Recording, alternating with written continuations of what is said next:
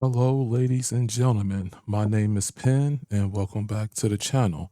Are you looking for a NAS client that has Dolby Vision, Dolby Atmos support, allegedly, and that also gives you a premium live TV viewing experience with the capability of video on demand?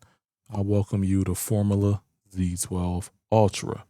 Now, this is a 4K streaming media player, and it is scheduled to run Android 12. It does feature a gigabit LAN, does have Wi-Fi 6E, 4 gigs of DDR4 RAM, also 128 gigs of internal storage. It does have a Bluetooth backlit remote, also with some voice control functionality. So if you're trying to use your voice, if you're trying to speak into this thing, it should give you the ability to do so if you wish. All right. Now, one of the things that stand out with this device is they said that it has a next gen flagship performance. So with Formula, you know that they have that stability when it comes to their software with My TV Online 3.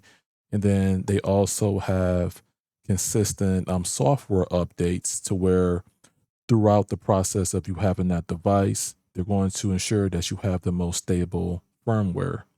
Now, in the past, where they have dropped the ball in is making that My TV Online 3 application as best as it can be versus the other application competitors. For example, TV Mate and even IM Player, for example, where they have multi-view functionality, giving you the ability to view four separate sources or more at the same time, whether that's on a single provider or whether you have multiple providers synced in.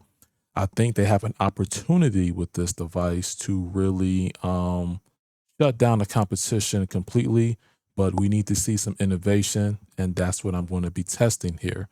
Okay. Now, in terms of the ports, right? So you're going to have a power input.